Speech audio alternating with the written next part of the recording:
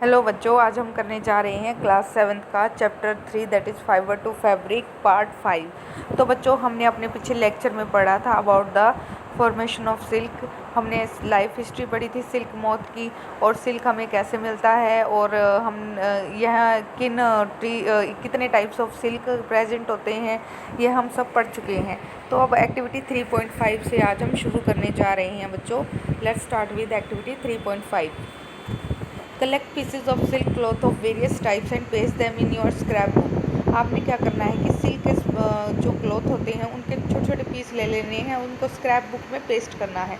तो आप अगर स्क्रैप बुक नहीं मिलती तो बच्चों आप इसे अपनी नोटबुक में भी पेस्ट कर सकते हैं। You can find them in a tailor shop among the heap of waste cut pieces. तो बच्चों, अगर आप टेलर की शॉप में जाओगे तो वहाँ आपको ढेरी मिलेगी छोटे छोटे टुकड़ों की, तो आप वहाँ से भी इनको चूज़ करके लगा सकते हैं अपनी नोटबुक के अंदर। Take help of your mother, aunt और teacher, identify the types of silk such as. अब आपको अपनी मदर या फिर आंट या टीचर से हेल्प लीजिए कि वो किस तरह का सिल्क है। तो टाइप्स ऑफ सिल्क जैसे मलबेरी सिल्क है, या तसार सिल्क है, एरी सिल्क है, मुगा सिल्क है। तो compare the texture of this silk with that of artificial silk, और उसको आर्टिफिशियल सिल्क से कंपेयर कीजिए। तो आपको क्या डिफरेंस दिखाई देता है। तो try and collect pictures of different moths whose caterpillar provide the various types of silk. तो बच्चों, यह भी आपके लिए एक्टिविटी है। आप अपने नोटबुक में ऐसे अलग अलग तरह के सिल्क मोथ की क्या लगाएंगे, पिक्चर लगाएंगे। ठीक है बच्चों, तो ये सभी बच्चों के लिए आज की एक्टिविटी भी है। Activity 3.6, take an artificial silk thread and pure silk thread. आपने क्या करना है, आर्टिफिशियल सिल्क थ्रेड लेना है और प्योर सिल्क थ्रेड लेना है। तो बच्चों, did you notice any difference in the smell while burning. क्या आप जब उसको बर्न करते हो तो उसमें कोई डिफरेंस आपको दिखाई देता है।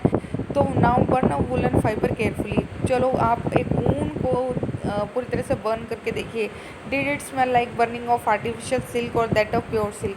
क्या वूलन फाइबर के जलने से आपको जो स्मेल आ रही है वह स्मेल मैच कर रही है आर्टिफिशियल सिल्क के जलने से या प्योर सिल्क के जलने से। Can you explain why. To remember when the cocoon stage is reached in the life history of the silk moth, try the following activity. तो बेसिकली आप यह सभी एक्टिविटी परफॉर्म करके देखेंगे, तभी आपको यह समझ में आ पाएगी। Activity 3.7, photocopy. Figure 3.9, cut out pictures of the stages of life history of silk moth and paste them on pieces of cardboard on chart paper, jumble them. तो बच्चों, यह एक्टिविटी है, इसमें आपने ना सिल्क मोथ की जो लाइफ स्टेजेस है वहाँ से अलग अलग पिक्चर ले लेनी है और उसको जम्बल मतलब मिक्स कर देना है। Now try to arrange the stages in the correct sequence, और आपको फिर उसके बाद उसको अरेंज करना है step by step. You may also describe the life history in your own words, write it down in your scrap book. तो बच्चों, आपने यह स्क्रैप बुक में यह एक्टिविटी भी करके देखनी है।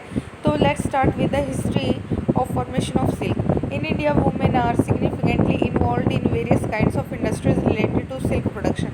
बेसिकली जो इंडिया है वहाँ पर बहुत ही ज़्यादा तादाद में वुमेन जो है वह सिल्क प्रोडक्शन के कारोबार से जुड़ी हुई हैं। This are rearing of silk worms, reeling of silk from cocoons and processing of raw silk into fabrics. तो ये कौन कौन से प्रोसेसेस है, जैसे रेशम कीट का पालन, या फिर reeling of silk from cocoons, cocoon से सिल्क निकालना, या फिर उन सिल्क से फैब्रिक क्लोथ्स बनाना। By their enterprise they contribute to the nation's economy. तो बच्चों, कहीं ना कहीं वो सेल्फ इंडिपेंडेंट है, तो कहीं ना कहीं वह सेल्फ जो नेशन की, हमारे देश की इकोनॉमी को भी अच्छा बनाने में हेल्प कर रही हैं। China leads the world in silk production, India also ranks among the leading silk production country. तो सबसे इम्पोर्टेंट बात यहाँ निकल के आई कि चाइना वर्ल्ड में सबसे ज़्यादा सिल्क प्रोडक्शन कहाँ पर होता है, चाइना में। तो इंडिया भी कहीं ना कहीं सिल्क प्रोडक्शन कंट्रीज़ में काउंट किया जाता है। ठीक है बच्चों, तो फ्रॉम कोकून टू सिल्क। अब यहाँ बताया गया है कि कोकून से सिल्क कैसे निकाला जाता है। For obtaining silk moths are reared and their cocoons are collected to get silk thread. तो आप सभी जानते हैं कोकून कौन सी स्टेज है, जब कैटरपिलर अपने आसपास से रेशम का जो जाल बना लेता है उसे हम कोकून कहते हैं, और ऊपर वाली कवरिंग को क्या कहते हैं, कोकून। और वहीं से क्या निकाला जाता है, silk. Rearing silk worm, a female silk moth lays 100 of eggs at a time. एक समय पे जो सिल्क मोथ है वह 100 के करीब अंडे देती है। The eggs are stored carefully on strips of cloths और paper and sold to silkworm farmers. जो एग है या तो एज इट इज़ उनको स्टोर कर लिया जाता है, और जो रेशम कीट का पालन करना चाहते हैं उन किसानों को दे दिया जाता है।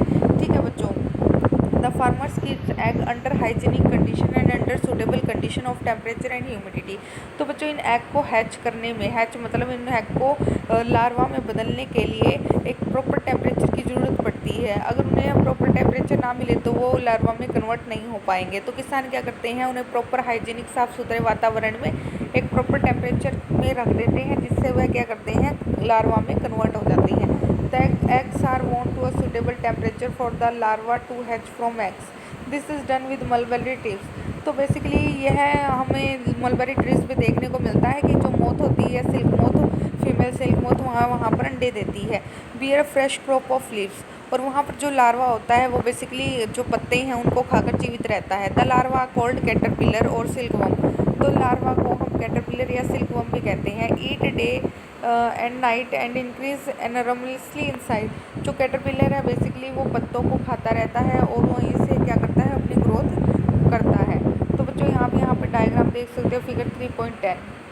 तो यहाँ पर आपको फीमेल सिल्क वर्म दिखाई दे रही है। वो क्या कर रही है, वो बहुत सारे अंडे दे रही है। यहाँ पर आपको ये लीफ ऑफ मलबेरी है, जिसे हम शहतूत का पेड़ भी कहते हैं। तो बच्चों यहाँ पर आप लार्वा देख रहे हो, वो क्या खा रहे हैं, पत्ते खा रहे हैं। कोकून्स देख रहे हो जो वाइट कलर के हैं, जिनसे हमें सिल्क मिलेगा। तो इस तरह से बच्चों सिल्क वर्म का जो रेशम कीट का पालन किया जाता है। स्पेशली इनके लिए हमें मलबेरी लीव्स चाहिए होते हैं, या फिर मलबेरी ट्री होनी चाहिए जो इनकी ग्रोथ को करवाने में हेल्प करते हैं। Discovery of silk. तो बच्चों सिल्क की डिस्कवरी कब और कैसे हुई? The exact time of discovery of silk is perhaps unknown. अभी तक तो एग्जैक्ट टाइम पता नहीं चला बच्चों। According to an old Chinese legend, the empress Si Lungchi was asked by the emperor Huangshi to find the cause of the damage leaves of mulberry trees growing in their garden. तो actually वहाँ पर एक Lord होता है जो जिसका नाम सी लुंगची होता है।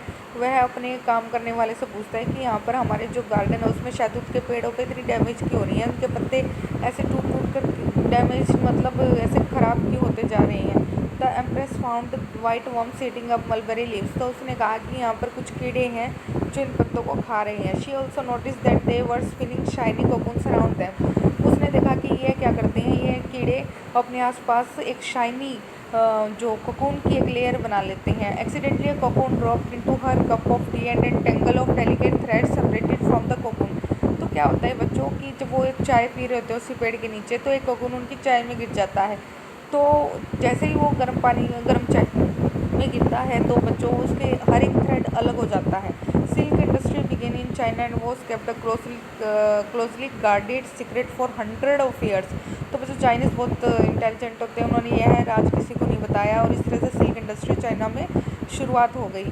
और later on traders and travellers introduce silk to other countries. और इस तरह से जो वहाँ रहने वाले दूसरे कंट्रीज़ के लोग थे, तो यह जो राज है खुल गया, और वह अपनी कंट्रीज़ में जाकर इस तरह से सिल्क वर्म को उन्होंने भी पालना शुरू कर दिया। The route they travel still called the silk route. इस तरह से अलग अलग कंट्री में यह सिल्क का जो प्रोडक्शन है बढ़ता गया, और इसे हम सिल्क रूट के नाम से भी जानते हैं। तो बच्चों the larva are kept in clean bamboo trays along with freshly chopped mulberry leaves. देखो जो किसान अंडे लेकर जाते हैं तो उनके पास जरूरी नहीं कि शहतूत के पेड़ अवेलेबल हो, तो उनको वो ट्रे में रख देते हैं। ट्रे में फिर क्या करते हैं, जो एग हैच हो जाते हैं लार्वा में, तो ट्रे में पत्ते रख देते हैं। पत्तों को कौन खाता है, लार्वास।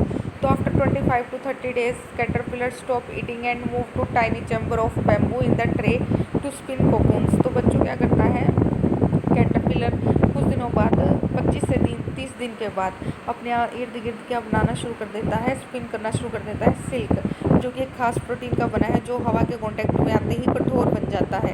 स्मॉल रैक्स और ट्विग्स में भी provided in the trays to which cocoon get attached. तो बच्चों उसको नॉर्मल नेचुरल इन्वायरमेंट देने के लिए उसमें कुछ ट्विग्स मतलब ब्रांचेस भी डाल दी जाती हैं, जिससे वह अटैच हो सके। द कैटरपिलर और silk worm spins the cocoon inside which develop the silk moth. और कुछ समय बाद आप देख सकते हो कि कैटरपिलर किसमें बदल जाता है, सिल्क मोथ में।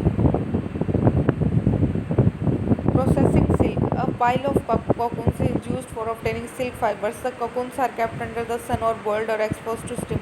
तो कोकून को खोलने के बहुत सारे मेथड होते हैं, या तो उसको सूरज के सामने रख दें, या फिर उसको भाप दें, या फिर उसको उबलते पानी में डाल दें, तो एक एक धागा क्या हो जाएगा, अलग हो जाएगा। The process of taking out thread from the cocoon for use as a silk is called reeling the silk. वही एक एक धागे को बाहर निकालना सिल्क से क्या कहलाता है, reeling. Reeling is done in special machines which unwind the thread और fibres of silk from the cocoon. तो बेसिकली यह मशीन्स के द्वारा भी किया जाता है, जिसमें एक एक थ्रेड को अनविंड मतलब खोला जाता है, निकाला जाता है। Silk fibres are then spun into silk thread, और इस तरह से थ्रेड बनाया जाता है which are woven into silk clothes, और इस तरह से फिर कपड़े बनते हैं, जो कि आप 6th क्लास में पढ़ के भी आए हो। तो बच्चों कैसे हम फाइबर टू फैब्रिक बनाते हैं। तो बच्चों आज से ये चैप्टर कंप्लीट हो चुका है। आई होप आपको समझ में आ गया होगा। Let's do keywords. तो कोकून क्या होता है बच्चों? Cocoon is the outer covering of silk which is made by caterpillar. Fleece, fleece क्या होता है? Outer hair present on the sheep is called fleece, जहाँ से हमें क्या मिलता है? फाइबर। तो रीलिंग, रीलिंग अभी हम पढ़कर हटे हैं। रीलिंग में क्या करते हैं कि process of taking out thread from the cocoon. Scoring, scoring हम बच्चों पहले ही पढ़ चुके हैं कि क्या हमने वूल ऑब्टेनिंग प्रोसेस के स्टेप्स पढ़े थे। उसमें हमने पहला स्टेप पढ़ा था रियरिंग। फिर हम तो बच्चों हमने जो फर्स्ट स्टेप पढ़ा था वूल ऑब्टेनिंग में, दैट इज़ शेयरिंग।